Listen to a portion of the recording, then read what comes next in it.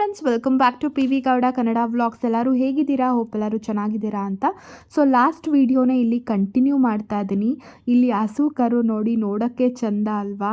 ಇಲ್ಲಿ ರಾಯರ ಸನ್ನಿಧಿಯಲ್ಲಿ ತುಂಬ ಹಸು ಕರುಗಳನ್ನ ನೋಡ್ತಾನೆ ಇರ್ಬೋದು. ಪಾಪು ಅಂತೂ ತುಂಬ ಖುಷಿಯಾಗೋದ.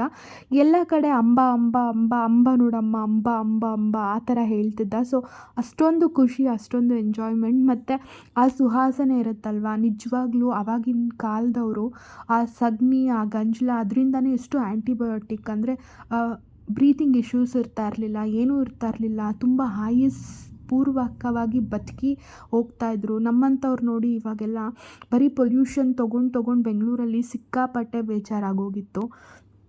ಸೊ ಅಲ್ಲಿ ಹೋದ್ಮೇಲೆ ಹಸು ಕರು ಅದೆಲ್ಲ ನೋಡಿ ಹಳ್ಳಿ ಅಂದರೆ ನಮ್ಮ ಊರು ನೋಡ್ದಂಗೆ ಫೀಲ್ ಆಯಿತು. ಸೊ ಒಂಥರ ಏನೋ ಪಾಸಿಟಿವ್ ವೈಬ್ಸ್ ಅಂದ್ಕೊಳ್ಳಿ. ನಾವು ರಾಯರ ದರ್ಶನ ಮಾಡಬೇಕಾದ್ರೂ ಮಳೆ ಬರ್ತಾಯಿತ್ತು, ಆಚೆ ಬಂದ್ರೂ ಮಳೆ ಬರ್ತಾಯಿದ್ರು, ಅಂದರೆ ಜಿಡಿ ಮಳೆ ಅಂತಾರಲ್ಲ ಆ ಥರ. ಸೊ ಆ ವೆದರ್ಗೆ, ರಾಯರ ದರ್ಶನಕ್ಕೆ ಒಂಥರ ಪ್ಲೆಸೆಂಟಾಗಿತ್ತು. ಅಂದರೆ ಒಂಥರ ಏನಂತಾರೆ, ನೆಮ್ಮದಿ ಅಂತ ಹೇಳ್ತಾರಲ್ಲ ಆ ಥರ ಒಂದು ಮೂಡ್ ಅಂತ ಇತ್ತು. ಸೊ ಅದೆಲ್ಲ ಮುಗಿದ್ಮೇಲೆ ನಿಮಗೆ ಗೊತ್ತು, ಅಲ್ಲಿ ಯಾರ್ಯಾರು ದರ್ಶನಕ್ಕೆ ಹೋಗ್ತಾರೋ ಇನ್ನು ಮಿಕ್ಕಿದ ದೇವಸ್ಥಾನಗಳಿಗೂ ಹೋಗ್ತಾರೆ. ತುಂಬ ಹತ್ರದಲ್ಲೇ ರಾಯರ ಒಂದು ಬದುಕಿ ಓಡಾಡಿ ಬಾಳಿದಂಥ ಒಂದು ಇರೋ ಅಂಥ ದೇವಸ್ಥಾನ ಅದು ಪಂಚಮುಖಿ ದೇವಸ್ಥಾನ. ನೆಕ್ಸ್ಟು ನಾವು ಹೋಗಿದ್ದು. ಸೊ ತುಂಬ ವಿಶೇಷವಾಗಿತ್ತು. ನಾನು ಇದು ಫಸ್ಟ್ ಟೈಮ್, ಓಕೆನಾ, ಮಂತ್ರಾಲಯಕ್ಕೆ ಬಂದಿರೋದು ಫಸ್ಟ್ ಟೈಮ್, ಪಂಚಮುಖಿ ದೇವಸ್ಥಾನ ಮತ್ತು ನೆಕ್ಸ್ಟ್ ಹೋಗೋ ದೇವಸ್ಥಾನ ಇದೆಲ್ಲ ನನಗೆ ಫಸ್ಟ್ ಟೈಮ್ ಆಗಿರೋದ್ರಿಂದ ನನಗೂ ಕೂಡ ತುಂಬ ಏನೋ ಪಾಸಿಟಿವ್ ವೈಬ್ಸ್ ಅಂತ ಅನಿಸ್ತು. ಪಾಪು ಕೂಡ ಬರ್ತಾ ಇರಬೇಕಾದ್ರೆ ಮಲ್ಕೊಂಬಿಟ್ಟ. ಸರಿ ಅಂತ ಅವ್ರ ಡ್ಯಾಡಿ ಎತ್ಕೊಂಡ್ರು. ಇನ್ನೇನು ಸಂಜೆ ಆಗೋಗಿತ್ತು, ಓಕೆನಾ. ನಾವು ಆಲ್ಮೋಸ್ಟ್ 6 o'clock ಅಂದ್ಕೊಳ್ಳಿ ರೀಚ್ ಆಗಿರೋದು. ಅದಕ್ಕೋಸ್ಕರ ಬೇಗ ಹೋಗೋಣ. 6:30 ಅಂತ ಅನಿಸುತ್ತೆ ಕ್ಲೋಸಿಂಗ್ ಟೈಮ್. ಇನ್ನು ಅರ್ಧ ಗಂಟೆ ಇತ್ತು. ಬಟ್ ಇಲ್ಲಿ ಹಾಗೆ ಹೂವು, ಹಣ್ಣು, ಕರ್ಪೂರ ಅದೆಲ್ಲ ಹೇಳ್ತಾರಲ್ವ ದೇವ್ರಿಗೆ ಪೂಜೆ ಮಾಡ್ಸೋಕ್ಕೆ, ಅದನ್ನು ತಗೊಂಡು ಹೊರಟ್ರಿ. ಸೊ ನೋಡಿ ಎಷ್ಟು ಚೆನ್ನಾಗಿತ್ತು ಅಂತ. ಹಾಗೆ ರಾ ವೀಡಿಯೋಸ್ ಕೂಡ ಹಾಕ್ತೀನಿ ಇನ್ ಬಿಟ್ವೀನ್. ಬಟ್ ಪಟ ಅಂತ ಹತ್ತಿ ಪಟ ಅಂತ ದರ್ಶನ ಆಯಿತು. ಇಲ್ಲಿ ಒಂದು ವಿಶೇಷ ಇದೆ, ರಾಯರಿಗೆ ಹನುಮಂತ ಪಂಚಮುಖದಲ್ಲಿ ದರ್ಶನ ಕೊಟ್ಟಿದ್ದಾರೆ. ಸೊ ಅದೊಂದು ವಿಶೇಷ ಇದೆ. ನಾನು ಒಳಗಡೆ ಅವ್ರು ಎಕ್ಸ್ಪ್ಲೇನ್ ಮಾಡಿದ್ರು, ಅದನ್ನೆಲ್ಲ ನಾನು ವೀಡಿಯೋ ಮಾಡ್ಕೊಳ್ಳೋಕ್ಕಾಗಿಲ್ಲ. ಯಾಕೆ ಅಂದರೆ ವೀಡಿಯೋಸ್ ಅಲೌ ಇಲ್ಲ, ಫೋಟೋಸ್ ಅಲೌ ಇಲ್ಲ ಒಳಗಡೆ. ಆದರೆ ಆದಷ್ಟು ಎಷ್ಟಾಗುತ್ತೋ ಅಷ್ಟು ಮ್ಯಾಕ್ಸಿಮಮ್ ನಾನು ವೀಡಿಯೋನ ಕ್ಯಾಪ್ಚರ್ ಮಾಡ್ಕೊಂಡಿದ್ದೀನಿ. ಸೊ ನೀವು ಕೂಡ ಲಾಸ್ಟಲ್ಲಿ ಫೋಟೋ ಅಟ್ಯಾಚ್ ಮಾಡಿದ್ದೀನಿ, ಅಂದರೆ ಈ ವ್ಲಾಗ್ ಫೋಟೋ ಸ್ವಲ್ಪ ಲಾಂಗಾಗಿ ಎಳ್ದಿದ್ದೀನಿ. ಪಂಚಮುಖಿ ಕಾಣಿಸ್ತಾರೆ.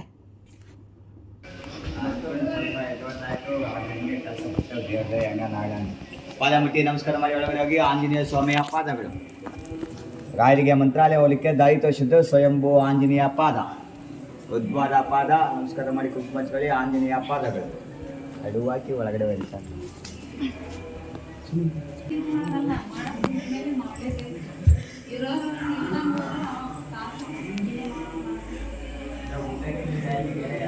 ಈ ದೇವಸ್ಥಾನದಲ್ಲಿ ತುಂಬ ಕೋತಿಗಳ ಕಾಟ ಕೂಡ ಇತ್ತು. ಸೊ ವಿಕಾಸ್ ಅವರು ಹೇಳ್ತಾಯಿದ್ರು, ದೇವರ ಸಾಮಾನು, ತೆಂಗಿನಕಾಯಿ, ಕಾಯೆಲ್ಲ ಇರೋದನ್ನ ಕಿತ್ಕೊಂಡ್ಬಿಡುತ್ತೆ, ಹುಷಾರಾಗಿ ಇಟ್ಕೊಳ್ಳಿ ಅಂತ. ಸೊ ಆ ಕಾನ್ವರ್ಸೇಷನ್ ಕೂಡ ಇತ್ತು. ತುಂಬ ಚೆನ್ನಾಗಿತ್ತು ದೇವಸ್ಥಾನ ನೋಡೋಕ್ಕೆ ಮಾತ್ರ.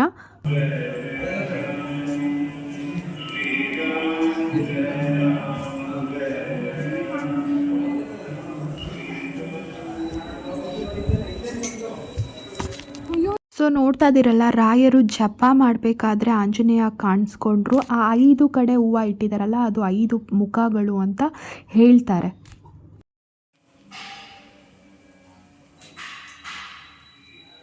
ನೋಡಿ ಎಷ್ಟು ಕೋತಿಗಳಿತ್ತು ಅಂದರೆ ಸಿಕ್ಕಾಪಟ್ಟೆ ತರಲೆ ಮಾಡ್ತಾಯಿತ್ತು. ಮತ್ತು ಚೆನ್ನಾಗಿತ್ತು. ಅಲ್ಲಿ ವಿಕಾಸ್ ಅವರು ಆಂಜನೇಯದು ಕುಂಕುಮ ಪರ್ಚೇಸ್ ಮಾಡ್ತಾಯಿದ್ರು. ಸೊ ಅದಕ್ಕೋಸ್ಕರ ಅಲ್ಲಿ ಹಂಗೆ ವೀಡಿಯೋ ಮಾಡ್ಕೊತದ್ದು. ಎಷ್ಟು ಸೌಂಡ್ ಮಾಡ್ತಾಯಿತ್ತು ಅಂದರೆ ಅಷ್ಟೊಂದು ಸೌಂಡು. ಬ್ಯಾಕ್ಗ್ರೌಂಡ್ ನಿಮಗೆ ಗೊತ್ತಾಗ್ತಾ ಇರುತ್ತೆ ಎಷ್ಟು ನಾಯ್ಸಿ ಇದೆ ಅಂತ. ಇಲ್ಲಿಂದ ದರ್ಶನ ಮುಗಿಸ್ಕೊಂಡು ನೆಕ್ಸ್ಟ್ ಎಲ್ಲಿಗೆ ಹೋಗ್ತಾ ಇದ್ದೀವಿ ಅಂತ ನೋಡಿ. ಹಾಗೆ ಅಲ್ಲಿ ದೂರದಲ್ಲಿ ನಮ್ಮ ಮಾವ ಚೇರ್ ಮೇಲೆ ಕೂತಿರೋದು ನೋಡ್ತಾ ಇರ್ತಾರೆ. ಆ್ಯಕ್ಚುಲಿ ಅವರು ದರ್ಶನ ಮಾಡೋಕ್ಕೆ ಒಳಗಡೆ ಬರೋಕ್ಕಾಗಲಿಲ್ಲ, ಸಿಕ್ಕಾಪಟ್ಟೆ ವಾಮಿಟ್ ಸ್ಟಾರ್ಟ್ ಆಗಿತ್ತು ಅವ್ರಿಗೆ. ಒಂಥರ ಟ್ರಾವೆಲಿಂಗ್ ಪ್ರಾಬ್ಲಮ್ ಅಂತಾರಲ್ಲ ಆ ಥರ ಸ್ಟಾರ್ಟ್ ಆಗಿತ್ತು. ಅದಕ್ಕೆ ಅವ್ರು ರೆಸ್ಟ್ ಮಾಡ್ತಾಯಿದ್ರು. ತುಂಬ ಸಲ ಅವ್ರು ಬಂದು ಹೋಗಿದ್ದಾರೆ. ಅದಕ್ಕೋಸ್ಕರ ಅಲ್ಲಿಂದನೇ ಕೈ ಮುಗ್ದು ಸುಸ್ತಾಗಿರೋದ್ರಿಂದ ಬರೋಕ್ಕಾಗಲಿಲ್ಲ.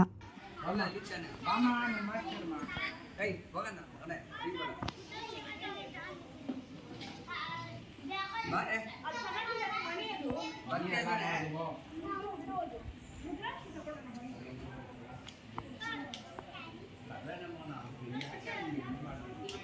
ನೆಕ್ಸ್ಟು ನಾವು ಬಂದಿದ್ದು ಇನ್ನೂ ಒಂದು ದೇವಸ್ಥಾನಕ್ಕೆ. ಅದು ಕೂಡ ತುಂಬ ವಿಶೇಷವಾದ ದೇವಸ್ಥಾನ. ಅದು ಏಕಶಿಲಾ, ಓಕೆನಾ, ಏಕಶಿಲಾ ಬೃಂದಾವನ ಅಂತ. ಅಂದರೆ ಏಕವಾಗಿ ಶಿಲೆಯಲ್ಲಿ ಒಂದು ಬೃಂದಾವನ, ಅಂದರೆ ಒಂದೇ ಶಿಲೆಯಲ್ಲಿ ಬೃಂದಾವನ ಮಾಡಿರೋ ಥರ, ಓಕೆನಾ. ಸೊ ಇಲ್ಲಿ ಬಂದು ನಾವು ದರ್ಶನ ಪಡೆದ್ರಿ. ಇದು ಕೂಡ ತುಂಬಾ ಇಂಪಾರ್ಟೆಂಟ್ ದೇವಸ್ಥಾನ, ಒಂದು ರೀತಿ ರಾಯರಿಗೆ ತುಂಬ ಇಷ್ಟವಾದ ಪ್ಲೇಸ್. ಸೊ ಇಲ್ಲಿ ಪುರೋಹಿತರು ಇದರ ವಿಶೇಷ ಬಗ್ಗೆ ಎಕ್ಸ್ಪ್ಲೇನ್ ಮಾಡ್ತಾರೆ. ಅದನ್ನು ರಾ ಆಗಿ ಹಾಕ್ತೀನಿ. ತುಂಬ ಲೈಕ್ ಸ್ಲೋವಾಗಿ ಹೇಳಿರೋದ್ರಿಂದ ಅಷ್ಟೊಂದು ಕ್ಲಿಯರಾಗಿ ಕೇಳಿಸುತ್ತೆ ಇಲ್ವಾ ಅನ್ನೋದು ನನಗೂ ಗೊತ್ತಿಲ್ಲ. ಬಟ್ ಅವರು ಹೇಳಿರೋ ಅಂಥ ಒಂದು ಮಾತುಗಳೆಲ್ಲ ನಮಗೆ ಅಲ್ಲಿ ತುಂಬ ಚೆನ್ನಾಗಿ ಅರ್ಥ ಆಯಿತು, ತುಂಬ ಇಷ್ಟ ಆಯಿತು ಕೂಡ. ಸೊ ಅದಕ್ಕೆ ರಾ ಆಗಿ ಹಾಕ್ತೀನಿ ನೋಡಿ.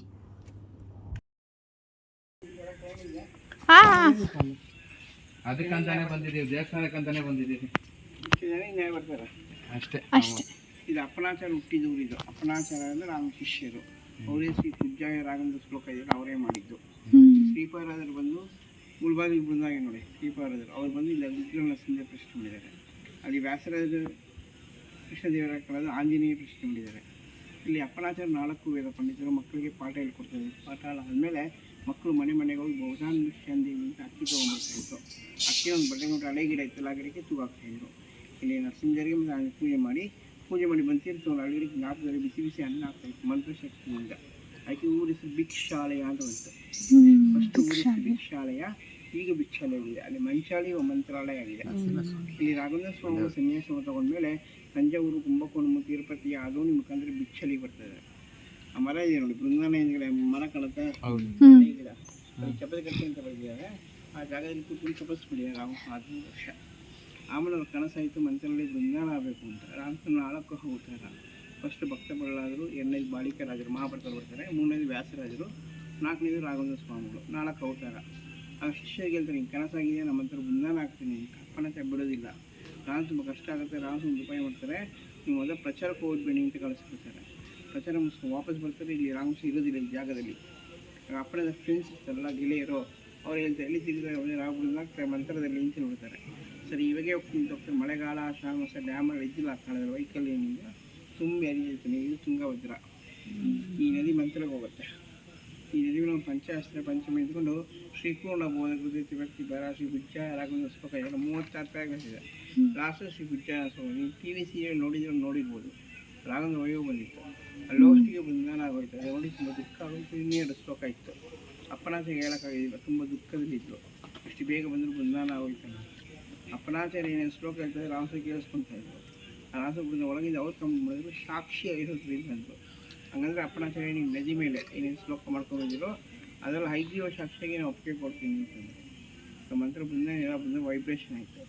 ಫಸ್ಟ್ ದರ್ಶನ ಕೊಟ್ಟರು ಮಂತ್ರದಲ್ಲಿ ಅಪ್ಪನಾಚಾರ್ಯ.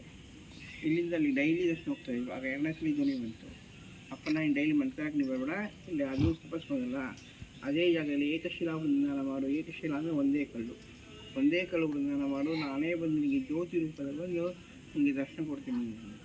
ಅಪ್ಪನಾಚಾರ್ಯ ಬಂದು ಅವ್ರ ಕೈಯಿಂದ ಮಾಡಿ ಬೃಂದಾವನ ರಾಯರ ಜ್ಯೋತಿ ರೂಪದಲ್ಲಿ ಬಂದು ಶಿಷ್ಯರಿಗೆ ದರ್ಶನ ಕೊಟ್ಟು ಸ್ಥಳ ಇದು. ನೀನು ಬರಬೇಡ, ನಾನೇ ಬಂದು ನಿಮಗೆ ದರ್ಶನ ಕೊಡ್ತೀನಿ ಅಂತ ರಾಯರ ಅಪ್ಪನಾಚಾರ್ಯ ದರ್ಶನ ಕೊಟ್ಟಿದ್ದು. ಕೆಲವು ಜನ ಇದು ಅಪ್ಪನಾಚಾರ್ಯ ಬೃಂದಾವನ ಅನ್ಕೊಂತಾರೆ. ಅದು ನಾಮ ಇದೆ ನೋಡಿ, ಅದೇ ಬೃಂದಾವನ.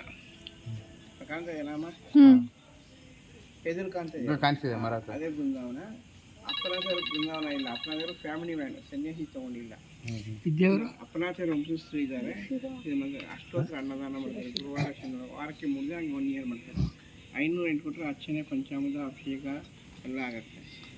ಅನ್ನದಾನ 1800 ಸ್ಟಾರ್ಟ್ ಆಗುತ್ತೆ. ಅನ್ನದಾನ ಸರ್ವಸೇವೆ ನೀವು ಎಷ್ಟು ಬೇಕಾದ್ರೂ ಕೊಡ್ಬೋದು. ಯಥಾಸ್ಥಿತಿಗಳು ಸಿಹಿ ಕೊಟ್ಟರೆ ಅನ್ನದಾನ ಆಗುತ್ತೆ. ನೆಕ್ಸ್ಟ್ ಟೈಮ್ ಬಂದರೆ ಪ್ರಸಾದ ಮಾಡ್ಕೊಬೋದು. ಸ್ವಾಮಿ ಜನ ಕುಂಕುಮ ಕೊಡೋಕ್ಕಾಗುತ್ತಾ? ಮಂತ್ರಾಕ್ಷಿ ಕೊಡ್ತೀನಿ. ಕುಂಕುಮ ದೇವಿ ಗುಡಿ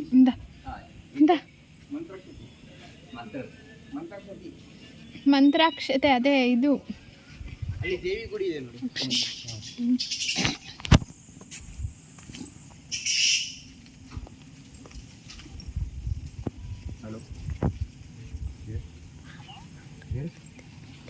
ನದಿ ತೀರಕ್ಕೆ ದಾರಿ ಅಂತ. ಇಂಥ ಈ ದೇವಸ್ಥಾನದ ಒಂದಲ್ಲ 5 ಮಿನಿಟ್ಸ್ ಕಾಲ್ತಿರ್ತಾನ ನೀರಿಲ್ಲ ಅಲ್ಲ, ಕಮ್ಮಿ ಆಗಿದೆ. ಕಾಲ್ ಬರ್ತಿರ್ತಾನ.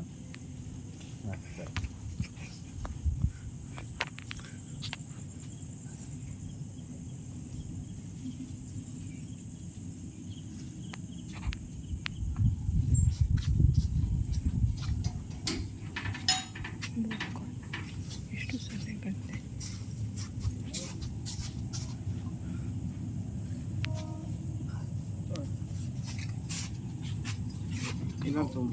ನೋಡಿದ್ರಲ್ಲ ಪುರೋಹಿತರು ಎಷ್ಟು ಚೆನ್ನಾಗಿ ಈ ಜಾಗದ ಬಗ್ಗೆ ಎಕ್ಸ್ಪ್ಲೇನ್ ಮಾಡಿದ್ದಾರೆ. ದಯವಿಟ್ಟು ಕೇಳಿಸ್ಲಿಲ್ಲ ಅಂದರೆ ಸ್ವಲ್ಪ ವಾಲ್ಯೂಮ್ ಏನಾದರೂ ಜಾಸ್ತಿ ಮಾಡಿಕೊಂಡು ಇಲ್ಲ ಸ್ಪೀಕರಲ್ಲಿ ಹಾಕ್ಕೊಂಡು ಕೇಳಿಸ್ಕೊಳ್ಳಿ.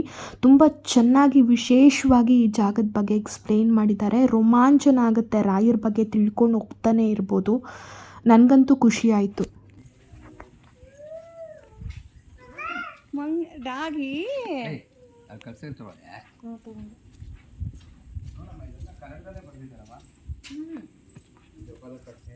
ಇಲ್ಲಿ ಹಿಂದಿಯಲ್ಲೂ ಬಂದಿದ್ದಾರೆ. ಬರ್ತಾ ಇದ್ದಾನ ಅವನು ಡಾಗಿ. ಇಲ್ಲಿ ನೋಡ್ಕೊಂಡು ಬನ್ನಿ. ನೈಸ್ ಆಗಿದೆ ರೀ, ಹುಷಾರಿಲ್ಲ.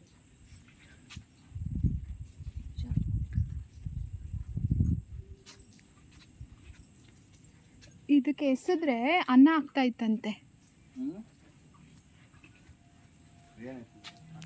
ಅಕ್ಕಿ ಭಿಕ್ಷೆ ಬೇಡ್ಬಿಟ್ಟು ಅಕ್ಕಿ ತಂದು ಎಸೆದ್ರೆ ಅದು ಅನ್ನ ಆಗಿ ಇಂದ ಕೂತ್ಕೊಂಡಿರಿಲ್ಲ ನೀವು. ಹಿಂಗೆ ಹೋಗ್ಬೇಕು ಬರಕ್ಕೆ. ಹೌದಾ?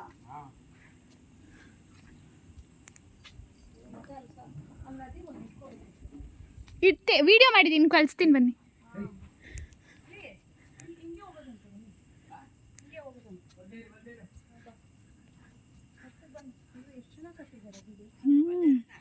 ಅಲ್ಲಿ ಹೋಗಲ್ವಾ? ಇಲ್ಲಿ ಬಿಚ್ಚಾಲಮ್ಮ ದೇವಸ್ಥಾನ ಕೂಡ ಜೀರ್ಣೋದ್ಧಾರ ಅಂದರೆ ಲೈಕ್ ಇನ್ನು ಕನ್ಸ್ಟ್ರಕ್ಷನ್ ಮಾಡ್ತಾ ಇದ್ದಾರೆ. ಸೊ ತುಂಬ ಚೆನ್ನಾಗಿ ಕಂಬಗಳೆಲ್ಲ ಹಾಕಿ ಮಾಡ್ತಾ ಇದ್ದಾರೆ. ನೋಡಬೇಕು ಇನ್ ಫ್ಯೂಚರ್ ನಾವು ತಿರ್ಗಾ ಇಲ್ಲಿ ಬಂದರೆ ಯಾವ ಥರ ಕಾಣಿಸುತ್ತೆ ಇದು ಅಂತ.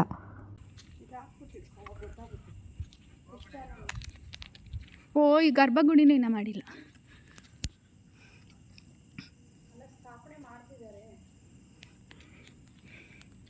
ನೋಡಿ ಅಲ್ಲಿ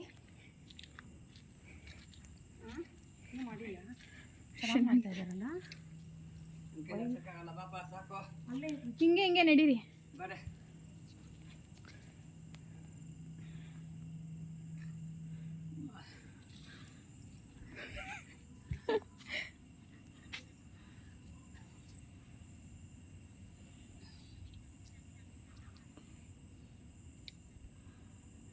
ಅಲ್ಲೋಡಿ, ಈ ಆಸ್ತಿಯು ಶ್ರೀ ಅಪರ್ಣಾಚಾರ್ಯ ವಂಶಸ್ಥರ ಆಸ್ತಿ ಅಂತ ಇದೆ ಅವ್ರದ್ದು.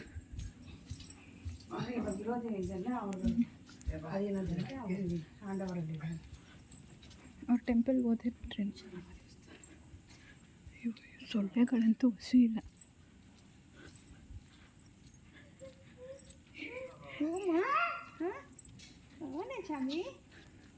ಕಲ್ಸಕ್ರೆ ತಿಂತಾವನೇನು.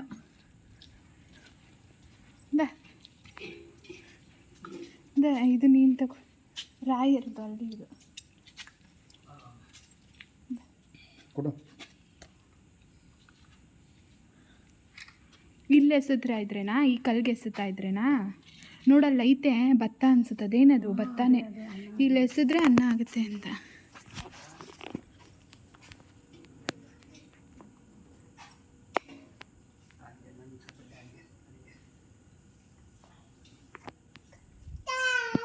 ಹಾಯ್ ಹೇಳು, ಹಾಯ್ ಫ್ರೆಂಡ್ಸ್ ಹೇಳು, ಹೇಳು. Doggy doggy. ಅಯ್ಯೋ ಇಲ್ಲೋಡಿ, ಇಲ್ಲಿ ಇಲ್ಲೋಡು ಬೆಚ್ಚಗೈತೆ ಅಂತ. ರತ್ನ ಯಾರು ಏನಮ್ಮ? ಬಿಚ್ಚಾಲಮ್ಮ.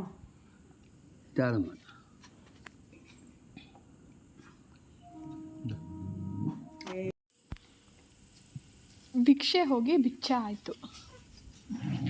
ಏಯ್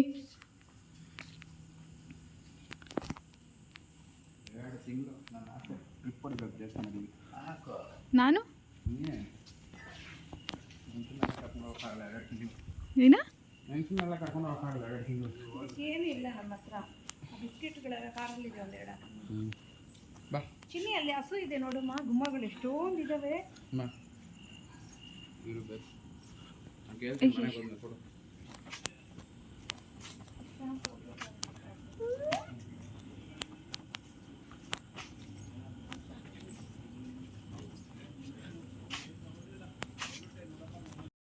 ಈ ರೀತಿ ನನ್ನ ದಿನ ಇತ್ತು, ಅಂದರೆ ನಮ್ಮ ದಿನ, ನನ್ನ ಫ್ಯಾಮಿಲಿಯ ದಿನ ಈ ಥರ ಇತ್ತು. ಸೊ ತುಂಬ ಖುಷಿಯಿಂದ ರಾಯರ ದರ್ಶನ ಮುಗಿಸ್ಕೊಂಡು ಅದಾದಮೇಲೆ ಪಂಚಮುಖಿ, ಅದಾದಮೇಲೆ ಈ ದೇವಸ್ಥಾನ. ಸೊ ಪ್ರತಿಯೊಂದು ವಿಶೇಷವಾದ ದೇವಸ್ಥಾನಕ್ಕೆ ನಾವು ಹೋಗಿದ್ವಿ, ಅಲ್ಲಿರೋ ಮಹಿಮೆಗಳನ್ನ ಕೇಳಿದ್ರಿ. ಸೊ ಅಲ್ಲಿ ಪೂಜಾರಿಗಳು ಎಷ್ಟು ಟೈಮ್ ತೊಗೊಂಡು ಎಷ್ಟು ಕ್ಲೀನಾಗಿ ಎಕ್ಸ್ಪ್ಲೇನ್ ಮಾಡ್ತಾರೆ ಗೊತ್ತಾ. ಅದೆಲ್ಲ ತಿಳ್ಕೊಂಡು ಹೋದರೆ ಇನ್ನೂ ಡೀಪ್ ಹಿಸ್ಟ್ರಿಗಳನ್ನ ಎಷ್ಟೋ ವಿಷಯಗಳಿದೆ ತಿಳ್ಕೊಳ್ಳೋದು. ಬಟ್ ಆದರೆ ನನ್ನ ಮನಸ್ಸಿನ ನೋವು, ನನ್ನ ಮನಸ್ಸಿನ ಭಾವನೆಗಳು, ನನ್ನ ಕಷ್ಟ ಸುಖ ಎಲ್ಲ ಕೂಡ ರಾಯರ ಮುಂದೆ ಕೂತ್ಕೊಂಡು ನಿಂತ್ಕೊಂಡು ಮಾತಾಡಿ ಬರೋ ಥರ ಆಯಿತು. ಅಂದರೆ ನನಗೇನೋ ಒಂಥರ ಪಾಸಿಟಿವ್ ವೈಬ್ಸ್ ಇದೆ. ಅಮ್ಮಗೆ ಹುಷಾರಿಲ್ಲದೆ ಇರಬೇಕಾದ್ರೆ ಕೂಡ ಅಷ್ಟೇ ನನ್ನ ಮಾಮ ಎಲ್ಲ ಎಷ್ಟೊಂದು ಕಷ್ಟಪಟ್ಟಿದ್ದಾರೆ, ರಾಯರನ್ನ ತುಂಬ ನಂಬಿದ್ದಾರೆ. ಸೊ ರಾಯರು ಕೈ ಹಿಡ್ದೇ ಹಿಡಿತಾರೆ, ನನ್ನ ಪ್ರಕಾರ ಹಿಡ್ದೇ ಹಿಡಿತಾರೆ. ಅಂದರೆ ನಮ್ಮ ಪಾಸಿಟಿವ್ ಥಿಂಕಿಂಗೇ ದೇವರು ಅಂತ ಇದರಲ್ಲೂ ಕೂಡ ಪ್ರೂವ್ ಆಯಿತು. ಸೊ ಯಾವಾಗಲೂ ಒಳ್ಳೆಯದೇ ಯೋಚನೆ ಮಾಡಿ, ಒಳ್ಳೆಯದೇ ಮಾಡಿ ಅಂತ ಹೇಳೋಕ್ಕೆ ಇಷ್ಟಪಡ್ತೀನಿ. ಎಲ್ಲರಿಗೂ ಒಳ್ಳೇದು ಮಾಡಲಿ ರಾಯರು. ಓಕೆನಾ. ಇವತ್ತಿಗೆ ರಾಯರ ವ್ಲಾಗ್ನ ಮುಗಿಸ್ತಾ ಇದ್ದೀನಿ. ಈ ವ್ಲಾಗ್ ನಿಮಗೆ ಇಷ್ಟ ಆದರೆ ದಯವಿಟ್ಟು ಲೈಕ್ ಮಾಡಿ, ಶೇರ್ ಮಾಡಿ, ಸಬ್ಸ್ಕ್ರೈಬ್ ಮಾಡಿ, ಕಂಪ್ಲೀಟಾಗಿ ವಿಡಿಯೋನ ನೋಡಿ ಅಂತ ಹೇಳೋಕ್ಕೆ ಇಷ್ಟಪಡ್ತೀನಿ. ದಯವಿಟ್ಟು ಎನ್ಕರೇಜ್ ಮಾಡಿ. ಓಕೆನಾ. Thank you.